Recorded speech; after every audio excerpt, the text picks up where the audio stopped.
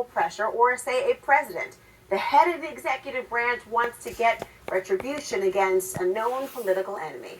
Well, if you don't dot your I or cross your T, if you get sloppy, then we expect the law or the process to either slow you down, prevent you, or at least catch up to you.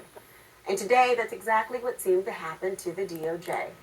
President Trump's revenge tour is facing some serious embarrassment after a federal judge ruled that his administration did not follow the proper process when it came to indicting the former FBI Director James Comey and New York's AG Letitia James. Judge Cameron McGowan Curry dismissed the Justice Department's cases against both of them. Why? Because she says President Trump's hand-picked prosecutor who brought the indictments, Lindsay Halligan, was never lawfully appointed. A prosecutor with no experience as a prosecutor? But she also once served as Trump's personal lawyer. And the thing about this important notion is that she was elevated to the top job in the EDVA after the president demanded the AG, Pam Bondi, to prosecute people like Comey, like James. We all saw what he said should have been a private, I guess, DM that wasn't. But the argument, it boils down to this. The reason they're saying she was not the appropriate U.S. attorney is not really because she was not a prosecutor in her earlier legal life. It's because they say that the team, the Trump team, had already used the 120-day window that an interim U.S. attorney, one that has not been confirmed by the Senate, is allowed to serve. They used that, they say, that window with Eric Siebert. That was the interim prosecutor who was in place before Trump removed him to clear the way for Halligan. And he stepped aside. And of course, Judge Curry says a president can't just appoint a second interim prosecutor, start that clock all over again and say, okay, new person, he left, he wanted to leave, he resigned, whatever happened there, then I'm going to have this person. Now I get a fresh 120 days.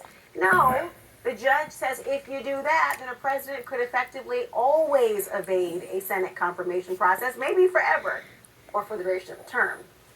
But even though this happened today, it actually may not be the final word on either of these cases. In this instance, dismissal may not be forever. The White House is dismissing it as a technical ruling, not one founded in the merits of the case, and Bondi is promising to appeal. We'll be taking all available legal action, including an immediate appeal, to hold Letitia James and James Comey accountable for their unlawful conduct. I'm going to keep going on this. I'm not worried about someone who has been charged with a very serious crime. His alleged actions were a betrayal of public trust. So, well, he says you're going to keep going. You might think, well, how can they keep going if it was dismissed? Well, it was dismissed, according to this judge, without prejudice. That means the DOJ could try to refile them. Had it been with prejudice, it would have meant you're done, it's over, as my dad would say, put a fork in it. And that could be tricky now for the case against James Comey, that they could re-bring it because they've got this statute of limitations period on his charges because they say that he lied to Congress back in 2020. There's a 5-year window. That window has now expired. But Comey says even if the charges do come back, he's not worried. The President of the United States cannot use the Department of Justice to target his political enemies. I don't care what your politics are, you have to see that as fundamentally un-American and a threat to the rule of law that keeps all of us free. I know that Donald Trump will probably come after me again, and my attitude is going to be the same. I'm innocent, I am not afraid, and I believe in an independent federal judiciary. Interestingly enough, that's what Carolyn Levitt seems to question in terms of this judge's motivation as to why, but more on that. But that's for Comey. What about Letitia James? Well, she's showing no concerns about the mortgage fraud charges that were just dismissed against her, even if DOJ prosecutors do try to bring them back. She says she remains fearless in the face of these baseless charges. And remember, her limitations period has not yet run. I want to begin with two people who have spent a lot of time in federal courtrooms. Former Assistant U.S. Attorney for the Washington, D.C. District of Columbia, Greg Rosen, and Senior Legal Affairs Reporter for Politico, Josh Gerstein. Glad to have both of you here. All right. This is a big deal in terms of it's being dismissed. It was thought that it would be based on this very basis, but this is based without prejudice. They could rebring this. Break it down for me. For Comey, he has that 5-year window that's now come and gone. But did that indictment sort of toll that, and it could make it possible to bring it again against him? So, I mean, that's going to be the next battle, right? Mm-hmm. So, the statute in question dealt with interim appointments of United States attorneys, which was typically a statute that, or a process that was largely guided by judges for sort of time immemorial. That changed in 1986. We're now here, and there's this entire statutory interpretation basis, if you read Judge Curry's opinion, as to how we got to this place. The without prejudice doesn't surprise me. What's going to happen next is sort of going to determine whether or not there is even hope for this case. So, in the statute of limitations that you just described, the statute is running right now. Mm-hmm. At least for James Comey, with 5 days left to go on that statute of limitations, the department has an opportunity to appeal it, which apparently they've said they're going to. And if they appeal it, they're going to try to stay the dismissal so that they can sort of toll that time even further. There's also an additional statute that's being discussed as to whether or not the grand jury time is going to be tolled. And you can see Judge Curry actually recognized this, though didn't decide it. There's a footnote buried in there, footnote 21, that deals with this very statute and asks the question of what is a valid indictment and whether or not this indictment was properly obtained. If it was not properly obtained, there is an argument, and frankly, the Comey and James team are going to argue this. They're going to say, particularly in James Comey's case, that this indictment was sort of rendered what they call void ab initio, which from the get-go was not really an indictment to begin with, so the statute of limitations has completely run.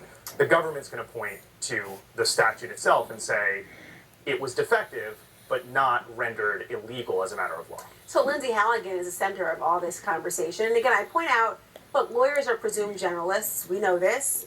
To be a prosecutor and the head of that office, people question whether she was qualified to do so or to go in front of a grand jury. You got to be an attorney for the government, which is why people are questioning the idea of the interim appointment and where this judge also goes with this on this notion. Multiple judges have called her out and the DOJ for profound investigative missteps. Part of what Greg's alluding to.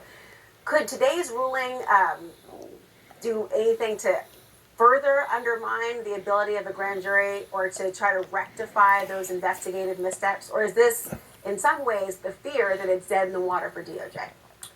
Well, I mean, I think you can look at this ruling as saving Lindsay Halligan in a sense, in that the big mistake that the judge seized on here is not her mistake. The big mistake was appointing her as the interim U.S. attorney if this clock had indeed run, as the judge found.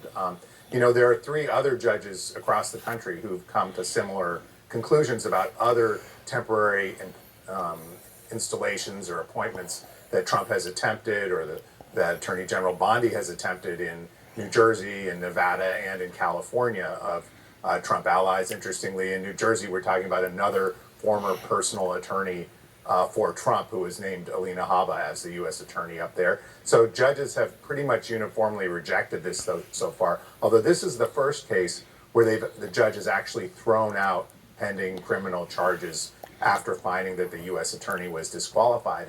And what that draws me back to is if any other assistant U.S. attorney had gone in there with her, could have easily been appointed, as Bondi is saying now, she did retroactively, but the judge rejected, call that person a special attorney. This particular problem, at least for the Comey case, would have gone away. And it wasn't done here. I don't know if you can blame Halligan for that. Certainly there are other people at the Justice Department that should have and could have been aware of that option. Look, if I'm a defense counsel and I'm hearing about this, obviously you're talking about James Comey, Letitia James. These are big cases, but there are many other cases that likely have a signature of a Lindsay Halligan as U.S. attorney or anything else. So what does that do for those cases, for those particular indictments? Does this call into question, for the defense perspective, all of those as well? So I think it calls it into question, but what we're seeing, because there's a lot of these parallel arguments that are being had, and we saw it, in fact, this was sort of paved the way forward by the judge's ruling in the Alina Habba case. And so, short answer is probably not. It's really going to depend on what role that interim U.S. attorney had in the presentment of that indictment. And as Josh pointed out, we had a situation where she was not only intimately involved, she was the person to present it in both of those cases. So it had a direct and sort of proximate impact in the rendering of the indictment. As opposed to, say, her name just being there and somebody else is asking her to just sign off, because it's like a rubber stamp at that point in some ways. Exactly, and they tried to argue that from a technical perspective. My colleague Michael Smerconish, also a lawyer, sees a potential upshot for Comey, which I thought was pretty interesting. I want to play for you guys if he should ever face trial. Listen to this. Maybe in the end, James Comey would choose to have his day in court so that he'd get a clean bill of health from a jury and not from the potential of a dismissal for a prosecution that was brought for political motives.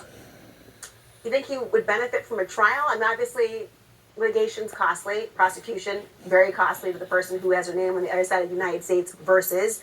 But the idea that it's focusing on a technicality might not be the vindication he is seeking. Right, and as you noted, the White House spokesperson Carolyn Levitt already said she considers this a technical ruling, and they're going to dismiss it on those grounds. I mean, I do think it's interesting that the very first reaction Jim Comey offered to this case was that he looked forward to having a trial and he was confident he'd be acquitted. Then once his lawyers started getting involved, they said, well, we need to file a lot of motions. And I do think lawyers generally think, especially with the Comey case, that there are a lot of problems with the case, even if you get to the actual charges and the actual evidence, as opposed to issues of the grand jury or the prosecutors and so forth. So there are many different ways that case could go south at various stages. We've just seen sort of the first off-ramp here. I think there are probably 5 or 6 more down the road, even if it somehow gets reinstated.